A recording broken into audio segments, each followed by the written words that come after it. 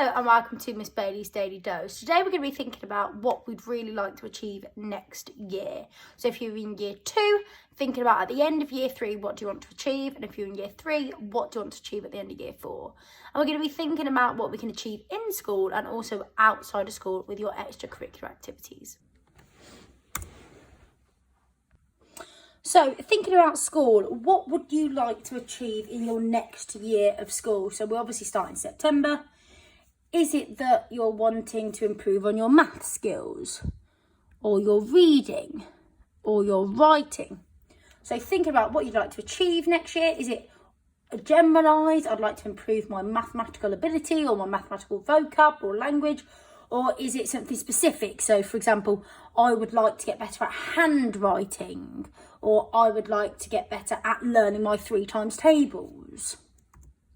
So I've put some examples. It might be to improve your handwriting, to learn to count in 4s and 8s fluently, to learn to read more fluently, to improve your presentation. Maybe in some lessons your handwriting's beautiful and you present your work beautifully, and then you go to your topic lesson and it gets all scruffy and horrible again. So making sure that you're using presentation throughout.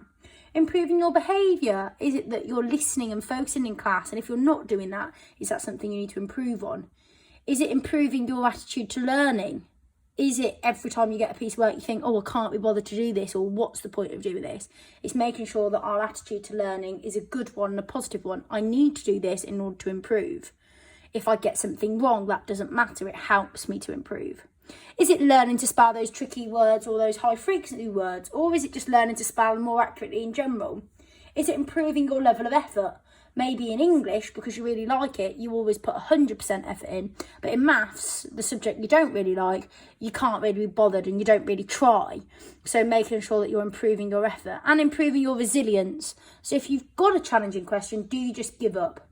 If that's you, you might want to try and improve your resilience. So carrying on, trying and trying to problem solve to find that solution and never giving up.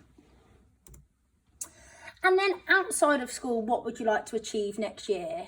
Or what would you like to improve on? So I know lots of children in my class have different sports.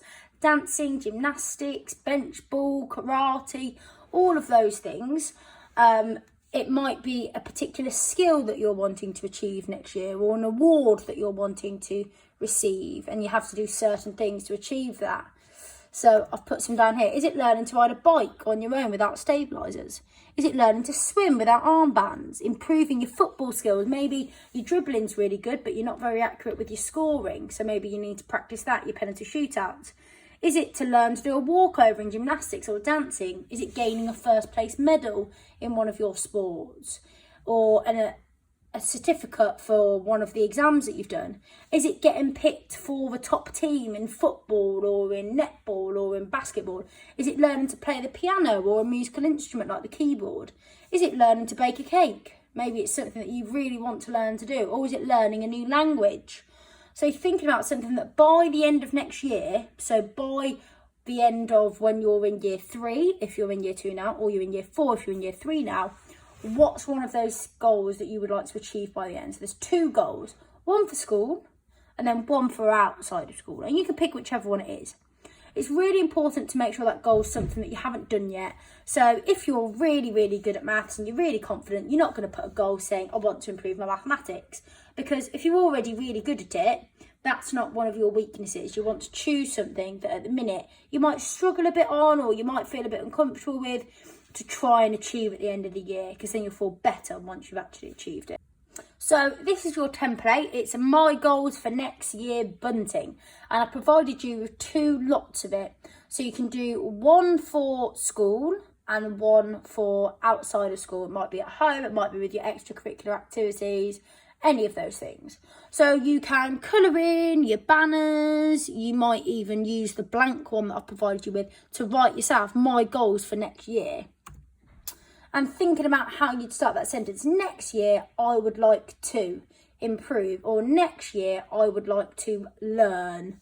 Or next year, I would like to achieve. So I've put some examples. Next year, I'd like to improve my independence in maths. That means I'd like to do my work on my own a bit more rather than getting support from my teacher. Next year, I'd like to improve my handwriting. Or I'd like to learn how to join my letters. That would be a really good one for handwriting.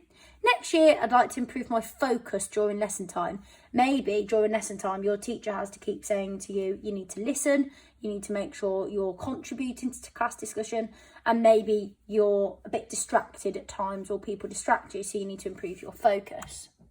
So see whether you can have a turn at creating your own goals for in school and outside of school on the bunting provided.